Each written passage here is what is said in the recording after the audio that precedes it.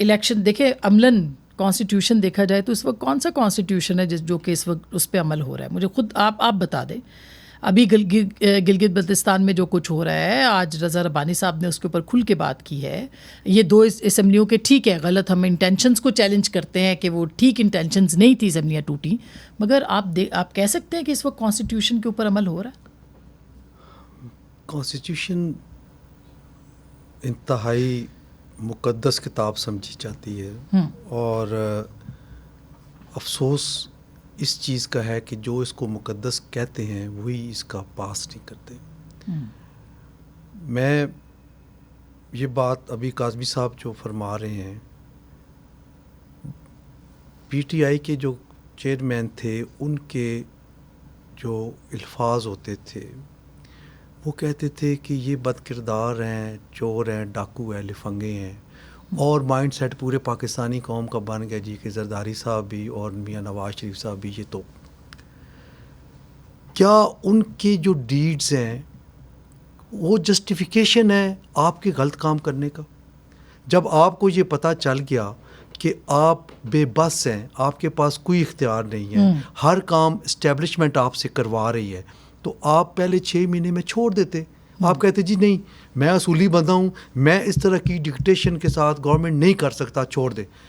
کچھ تو ان سے اپنے آپ کو ڈفرینٹ رکھتے، اپنے آپ کو ان سے فاصلے پہ رکھتے، بتاتے کہ نہیں آپ نے جو کیا ہے پچھلے 35 سال میں وہ نہیں کر رہا کیونکہ میں مسٹر پرنسپل ہوں اور میں بالکل آپ کی ڈکٹیشن نہیں کروں گا. ہر کام آپ نے ان کے کہنے پہ کیا.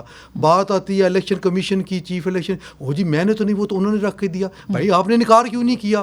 آپ اس وقت سٹینڈ لے لیتے. صحیح بات ہے. ایسی بہت ساری چیزیں ہیں، ایسی بہت ساری چیزیں ہیں جن کا جب اب بات کرتے ہیں وہ جی اسمبلیاں جنرل باجوہ نے مجھ سے، لیکن کیا موجودہ حکومت ایسے نہیں کر رہی؟ موجودہ حکومت تو بقول ان کے یہ تو انتہائی بری ہے نا، یہ تو وہی لوگ ہیں. آپ اپنے آپ کو ڈفرینٹ پیش کرنا تھا. آپ تبدیلی کے نام پہ آئے ہیں، آپ ایک سلوگن لے کے آئے ہیں کہ میں اس ملک میں تبدیلی لے کر آؤں گا. مگر اب دیکھیں نا، اب تحریک اب استحکام پارٹی کہہ رہی ہے بین کر دیا جائے. کیا بین کرنا کسی جماعت کا سلوشن ہے پاشا صاحب؟ اور اس کے لیے قانون آئین کیا کہتا ہے؟ قطعاً نہیں. میں بالکل اس چیز کی مخالفت کرتا ہوں اپنے طور پہ ذاتی حوالے سے کہ کسی پولیٹیکل پارٹی کو بین نہیں کرنا چاہیے.